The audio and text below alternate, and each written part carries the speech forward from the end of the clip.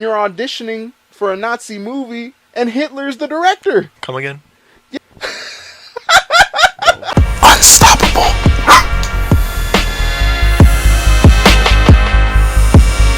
One of my last shows, which was a dinner theater show, I had over 60 pages to memorize. I was the main character driving the whole show. It was a detective dinner theater type thing, and it was amazing. Like, it was one of my, I always tell everybody this. I say it's one of my best and worst shows. My best because, no. Well, let's get rid of the worst first. My worst is because, one, like, I already had a lot. I had a lot. But my director, my teacher, he said, I've heard, he said, like, pretty much he put that trust in me. You know, like, whatever, I may have heard one thing or another, but pretty much he did put his trust in me for this role. So I was like, okay, that's the responsibility I got. But then at the time, we were working with a lot of younger people. We had a lot of freshmen coming, which was, on paper, it sounds good for a program. It sounds amazing. Like, we have more heads. Awesome. We get to do more things. Cool. It kind of doesn't help when a lot of the times, like, with the experience, the inexperience comes into play. And there were a lot of bumps. And at one point, so you kind of had to serve, like, almost as a leader. Yeah. And I kind of had to at that point. And it was rough. It was rough a couple of times, and then it got rescheduled. Our play got rescheduled. Like, if we went at the time we were, I would have never been ready. But that we did get rescheduled, sadly, because, you know, our culinary section of our former school was a frequent usage. You know, everybody loves to go there. Everybody, because it looks so nice, and it was new at the time. It was new, and if culinary is there, they're on point. And they always have activities going on there. Because it's such a big space, you know. But being such a nice big space, everybody wants it. So there had to be, like, some arrangements. Or rearrangement with scheduling. But all in all, and then my heels were fucked up. My heels were still fucked up on me. So I had to be walking around the entire show. I had to walk through the audience. There was a lot I had to do. And I'm like, word-wise, I was, like, killing myself. I was, like, staying up till 3 in the morning doing that. Was it, like, homework? Yeah, hell yeah, it was. Or worse than homework sometimes? A little bit. It felt worse than homework. And a little side story, I was learning those lines, and I was playing a game by the name of Wolfenstein 2, The New Order. And there's a section in that game where you're on Mars, and you're auditioning for a Nazi movie, and Hitler's the director. Yes. Come again? Yes.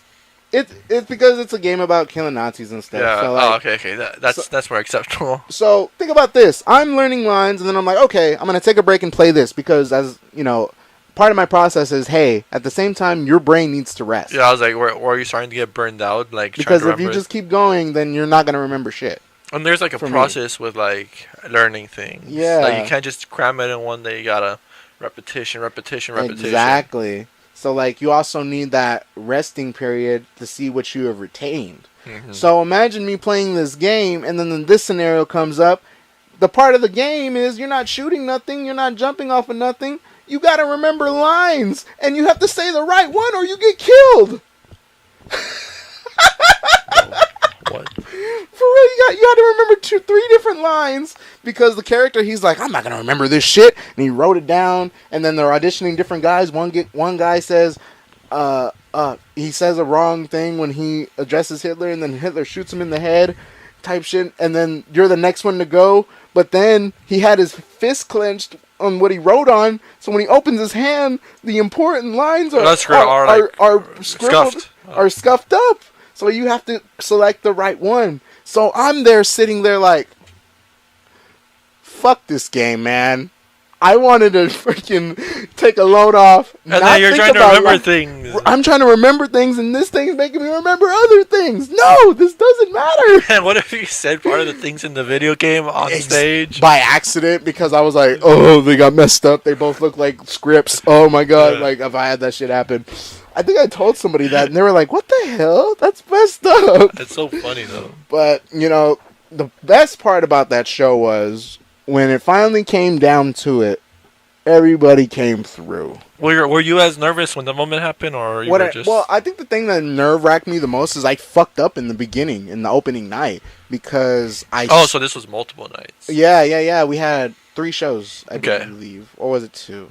I think it was 2. No, I think it was 2. It was 2. I'm remembering now. Anyway, the first one was, I fucked up because I come out on stage, saying, "Oh, there's been a murder," and I'm walking around and whatever. And, like, it's a fucking monologue, bro. And I fucked up. That's so scary. That's so scary, a monologue. Is that where, like, you do things alone? Yeah, I was pretty much alone in front of everybody who's, like, possibly going to eat and everything. Don't make them spit out their food out of laughter. Oh, but I stuttered a word, and I saw my girlfriend, or who was soon to be ex at the time, they noticed. Because, like, they've been around me enough, they know when I fuck up words and shit. And they were like, I saw a reaction on their face. But then I was like, I picked it back up and I remember what the fuck I was saying, and then I kept going. So that was probably the worst part. Oh, no, I lied. You'll see what was the worst part. Oh, no. But it came through, and the show kept going. By the end of it, it seemed all right. I was like, it worked. Alrighty. And it worked out beautifully. Second night, though. There were some, difficulties because I don't know if it was a sound system or a machine. Like, he's gonna say something about the sound system. I had to talk over it, and I was trying to. Do y'all have ear piercings, or you still hear yourselves? We just use our voices and our ears. Oh, okay. So you have to speak loudly. Yes, projection. That's what that's called. Projection of the voice.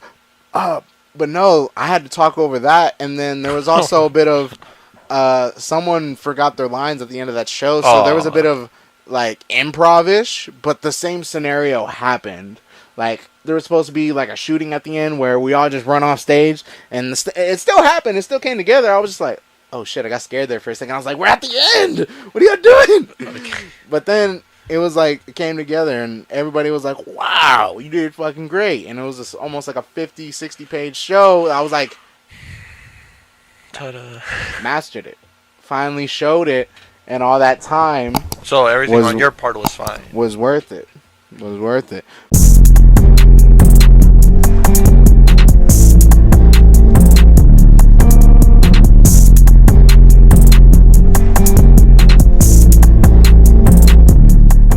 And that's all she wrote.